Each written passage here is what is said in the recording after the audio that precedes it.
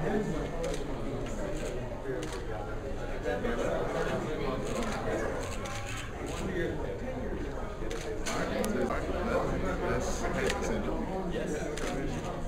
you. Thank you very much. Mr. Griffith.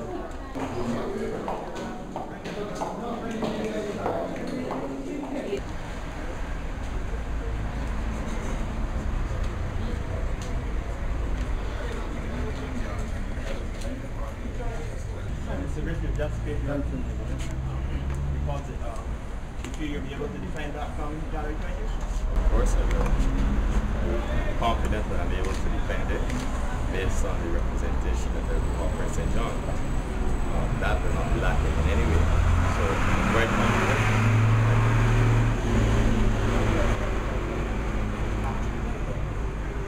My campaign has started since November. I don't know about anybody else, but my own has been different since November. I've been in the field from the beginning of November all through St. John. My house-to-house campaign and canvassing started about 3 weeks ago. And I've covered a number of areas, almost every house within the area of Edgecliff, Hudson, Sherburn, Venture, Henley, Cherry Grove, and I've been floating through the constituency, but I've been canvassing from November. You're called daunted by the task. You're a veteran in the BLP was back in the 50s with Mendel for Thormont, you see. And since then, when the BLP was at the height of its popularity, Cap Thornton called 1598. Do you believe this is a fortress that could be broken through? You see, I really think that people of Barbados need to change the focus. My daunting task is the representation of the St. John people.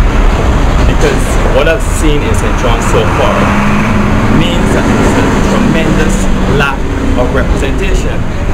The seat has been held, yes, but if the people of Barbados and the media really take a neutral walk through St. John, you will hear the different praise from any staged comments from anybody. So my task is more daunting to represent 8,000 people of St. John as opposed to worrying about what my opposition will bring.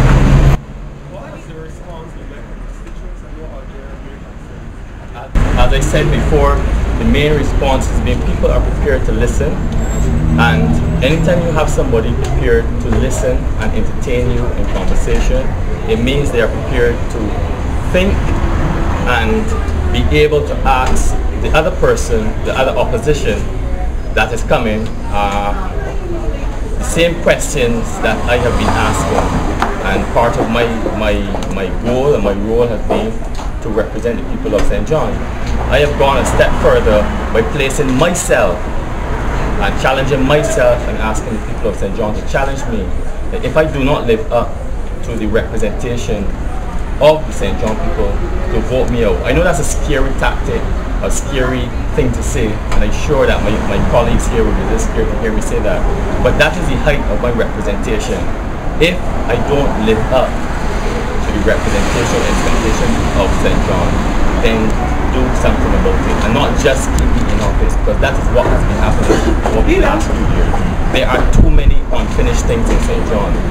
There's too much social work to be done in St. John that I, Hudson Griffith, should not now be facing. But it is there, very, very glaring, very, very glaring. My reference to the St. John Polyclinic was strictly a reaction and a response to the continuous questions that the press seems to want to put on the table. The issues in St. John is not just the polyclinic. So my response has been to that. Further discussion and clarification of that will be done by the party on the campaign trail. But to clarify that, my response for the polyclinic has not been me putting that on the table. As a matter of fact, I would have been scared to put that on the table if I was a governor. Mr. Marshall, what issues, if any, you plan to put on the table in the next 2 weeks? Come to our meetings and we'll see. Come to our meetings and we'll see.